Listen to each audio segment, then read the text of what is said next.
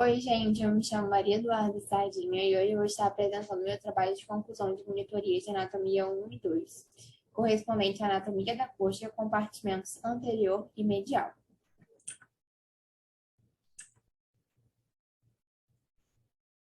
Aqui nós temos o sumário abordando tudo que o trabalho contemplará, desde a introdução, materiais e métodos, evolução da dissecação, músculos do compartimento anterior e medial, trígono, nervo, artéria, veia, linfonodos, referência e até o meu agradecimento à equipe de anatomia. Primeiramente, né, aqui na introdução, vou explicar um pouquinho o objetivo desse trabalho. O trabalho de conclusão é destinado à exposição de anatomia da coxa em seus compartimentos anterior e medial, bem como a anatomia do trígono femoral. O trabalho foi realizado com os recursos do Laboratório Multidisciplinar de Anatomia da Faculdade de Medicina de Campos. E ele tem esse objetivo de expor a dissecação e a anatomia das estruturas que foram listadas anteriormente, realizando uma análise comparativa entre a peça, né, o material didático e a região dissecada. Além disso, esse trabalho vai disponibilizar uma nova peça de estudos para as futuras turmas que forem utilizar o nosso laboratório de anatomia da Faculdade de Medicina de Campos. Aqui um adendo que eu acredito que seja muito importante falar sobre a ética, já que a gente está lidando com cadáveres, né? Que anteriormente foi uma pessoa, uma vida. Então, eu acho importante frisar essa questão da ética, onde o estudante de medicina ele deve guardar o respeito ao cadáver no todo ou em parte, incluindo qualquer peça anatômica, assim como modelos anatômicos utilizados com a finalidade de aprendizado. As imagens reais de cadáveres aqui utilizadas têm finalidade exclusivamente acadêmica. No trabalho foi utilizada pinça anatômica, pinça dente de rato, porta-agulha, afastador, cabos de bisturi número 3 e 4, lâminas de bisturi 11, 15 e 22, tesoura cirúrgica de ponta reta, tesoura cirúrgica de ponta romba, fios de sutura de nylon e luvas cirúrgicas. E aqui do lado uma imagem para ilustrar esses materiais. Aqui, uma evolução, eu vou começar a falar da evolução da dissecação e eu coloquei um vídeo meramente ilustrativo para mostrar como foi desenvolvido esse trabalho e como eu cheguei no resultado final. Achei importante colocar uma foto aqui lado a lado para que ficasse bem didático e para que pudesse ser percebido como se deu a evolução da dissecação. Primeiramente, aqui nessa imagem, nós temos a coxa, né, que foi a região dissecada sem nenhuma incisão realizada por mim, apenas por uma incisão que foi realizada pela própria equipe de anatomia para a colocação do formol, né, para que pudesse manter o cadáver. Já na imagem 2, nós temos a incisão que foi realizada por mim, que tinha o propósito de ser realizada medialmente na coxa, mas para acompanhar essa incisão que já tinha sido realizada anteriormente, ela teve que sofrer um desvio. Na imagem 3, já podemos ver que a pele foi, né, arrebatada, rebatida. Nós temos aqui a camada de posa, né? Na imagem 4, essa camada de posa já foi dissecada. Então, aqui já podemos ver a face muscular. E na imagem 5, a gente pode ver essa face muscular sendo dissecada e a camada de posa entre a face e o músculo.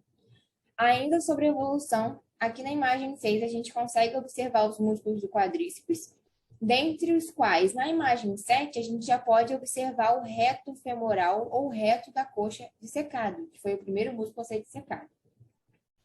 Na imagem 8, a gente tem uma evolução da dissecação com a limpeza, né, dos músculos em relação à camada de posa que estava sobreposta. Na imagem 9, a gente já consegue uma visualização do trígono femoral com nervo, artéria e veia. Aqui também o músculo sartório. E na imagem 10, o resultado final de como ficou o trabalho após a limpeza e após a dissecção dos músculos do trígono femoral. Dando início à parte dos músculos, aqui a gente vai falar um pouco da tela subcutânea e da face, e posteriormente dos músculos anteriores e mediais à coxa. A tela subcutânea e a face está representada aqui nessa imagem e eu vou falar um pouquinho sobre elas. A tela subcutânea está profundamente a pele e nada mais é do que o tecido conjuntivo frouxo que contém gordura, nervos, veias, vasos linfáticos e linfonodos. E a face muscular do membro inferior, ele limita a expansão externa dos músculos que se contraem, o que aumenta a eficiência da contração muscular na compressão das veias, para empurrar o sangue em direção ao coração. E essa face muscular, essa é chamada de fáscia lata. E aqui eu marquei com um alfinete vermelho, coloquei a legenda para que ficasse de fácil identificação essa face muscular. Aqui sendo dissecada e ela aqui íntegra ainda. Começaremos a falar dos músculos anteriores à coxa, colocando sempre lado a lado a foto do Atlas e a foto da peça real para que haja essa comparação entre as estruturas. Os músculos anteriores da coxa, quais são? É o pectíneo, o ilho-pessoas, o sartório e o quadríceps femoral, que envolve o reto femoral ou reto da coxa, vasto lateral, vasto medial e o vasto intermédio, que está profundo ao músculo reto da coxa. Conseguiremos ver posteriormente aqui nessa apresentação. Aqui na imagem da peça mesmo, a gente consegue ver o reto femoral com esse alfinete azul, que posteriormente também será mostrado com mais detalhe. Conseguimos ver o sartório aqui com o alfinete amarelo. E aí, começando a falar dele, o músculo sartório ele tem a sua fixação proximal na espinha ilíaca anterosuperior e sua fixação distal na parte superior da face medial da tíbia. É inervado pelo nervo femoral e ele flete, abduz e gira lateralmente a coxa na articulação do quadril e flete a perna na articulação do joelho. Ainda falando dos músculos anteriores à coxa, agora em relação ao quadríceps femoral, lembrando que todos os músculos anteriores eles serão inervados pelo nervo femoral. Então, temos o músculo reto femoral, que foi o primeiro a ser dissecado, o mais mostrado anteriormente. Ele tem essa fixação proximal na espinha ilíaca anterior-inferior e ilho superior ao acetábulo, sua fixação distal por fixações tendinhas comuns, e a sua ação é estender a perna na articulação do joelho, estabiliza a articulação do quadril e ajuda o ilho-pessoas a fletir a coxa. Já o vaso lateral, ele tem sua fixação proximal no trocante maior e no lábio lateral da linha áspera do fêmur. Ele tem a sua fixação distal por fixações tendinhas comuns, e ele tem a ação de estender a perna na articulação do joelho. Já o vasto medial, ele tem a sua fixação proximal na linha intertrocantérica e lábio medial da linha áspera do fêmur, tem a sua fixação distal por fixações tendinhas comuns, assim como o vasto lateral. Ele tem a ação também de estender a perna na articulação do joelho. E o vasto intermédio, ele tem a sua fixação proximal nas faces anterior e lateral do corpo do fêmur, a sua fixação distal por fixações tendinhas comuns e a ação de estender a perna na articulação do joelho também.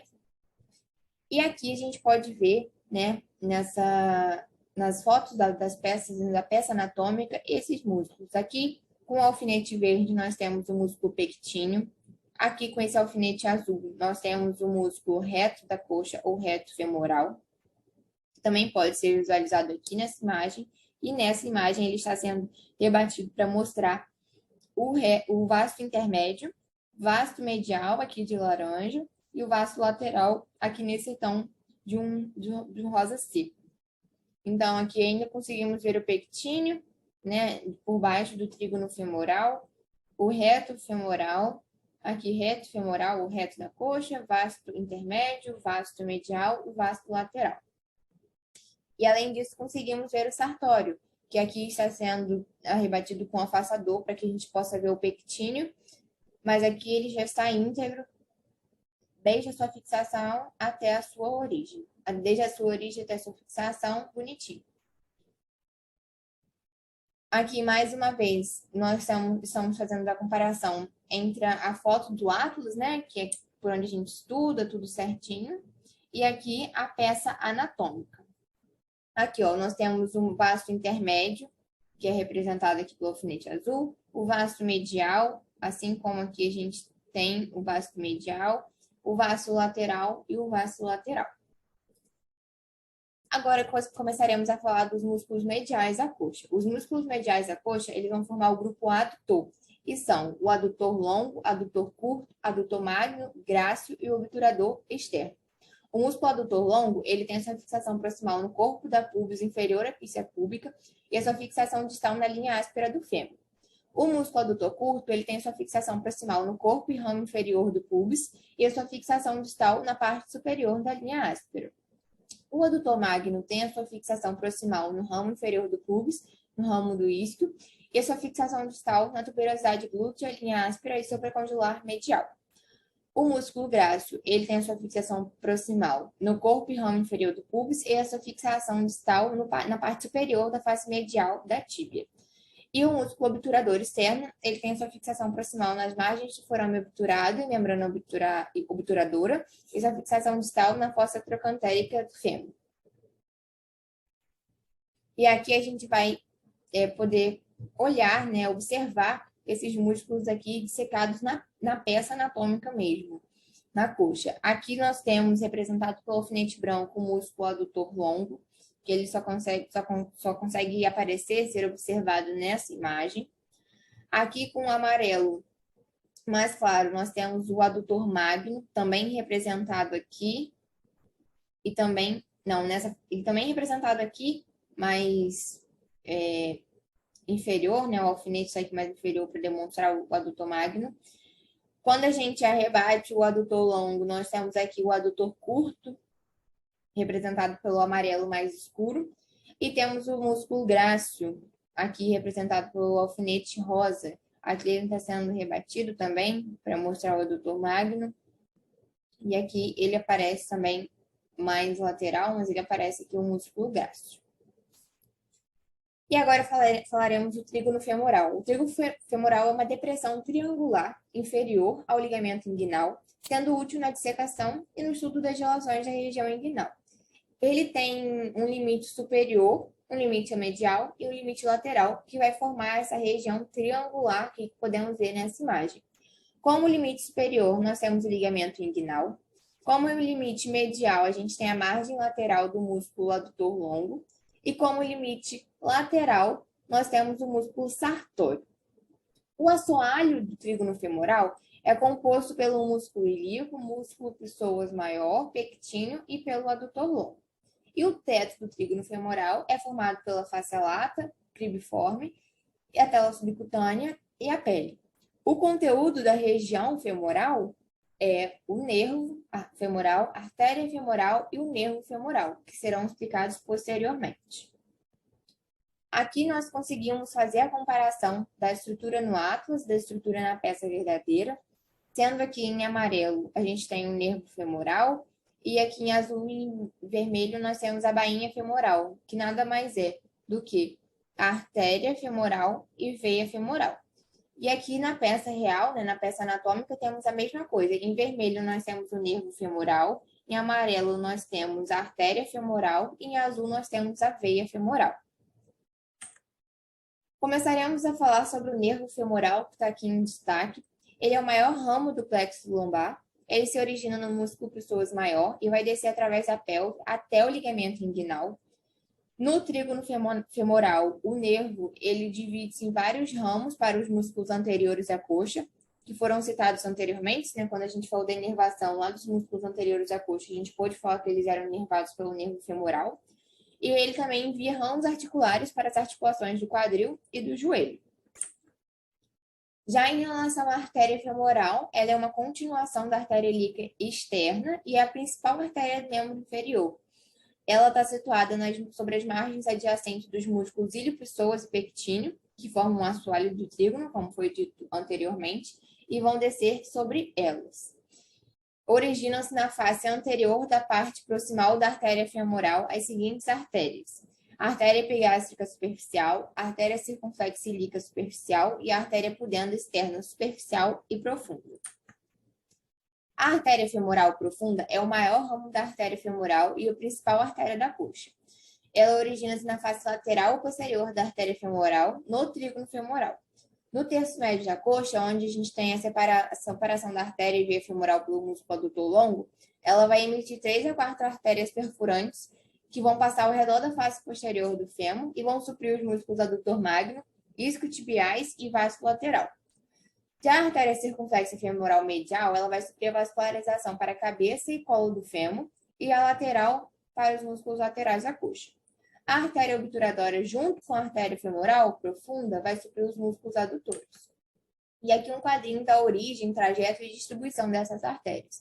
A artéria femoral, ela é uma continuação da artéria ilíaca externa distal ao ligamento inguinal. Ela vai descer pelo trígono femoral, vai atravessar o canal dos adutores e vai terminar quando atravessa o hiato dos adutores, onde torna-se a artéria poplítea. e elas têm uma distribuição onde seus ramos vão suprir as faces anteriores e anteromedial da coxa. Já a artéria femoral profunda, ela tem a sua origem na artéria femoral, 1 a 5 centímetros abaixo ao ligamento inguinal. Ela vai ter o trajeto de seguir profundamente entre os músculos pectíneo e adutor longo, descendo posteriormente ao adutor longo na face medial do fêmur. E ele vai se distribuir, originando 3 a 4 artérias perfurantes que atravessam o músculo adutor magno, que vão passar ao redor do fêmur para suprir os músculos da parte medial, posterior e lateral do compartimento anterior da coxa. Já a artéria circunflexa femoral medial, ela é uma artéria que tem origem na artéria femoral profunda ou artéria femoral. Ela vai seguir medialmente e posteriormente entre o músculo pectíneo e iliopsoas, vai entrar na região glútea e dar origem a artérias retinaculares posteriores. E ela vai suprir a maior parte do sangue para a cabeça e colo do fêmur. Também, o ramo transverso participa da anastomose cruzada da coxa e o ramo ascendente une-se à artéria glútea inferior. A artéria circunflexa femoral lateral, ela também surge da artéria femoral profunda ou da artéria femoral, e ela vai ter um trajeto lateral profundamente aos músculos sartório e reto femoral, dividindo-se em ascendente, transverso e descendente. O ramo ascendente sobre a parte anterior da região glútea, o ramo transverso fica ao redor do fêmur e o descendente se une à rede articular do joelho. E, por fim, a artéria obturatória, ela tem origem na artéria ilíaca interna, ou como uma artéria obturatória acessória, ou substituta da artéria epigástrica inferior.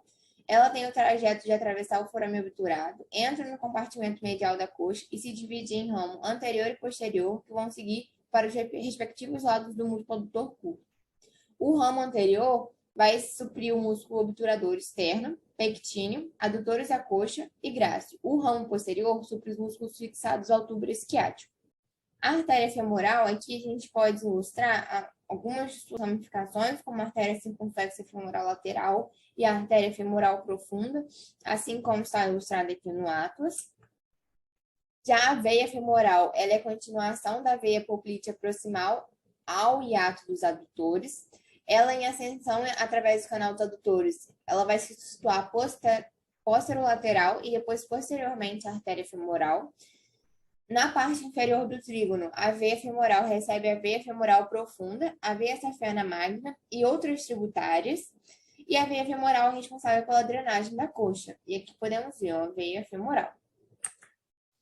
E aqui está ilustrado, para finalizar o trabalho, alguns linfonodos que foram encontrados na dissecção da parte medial da coxa.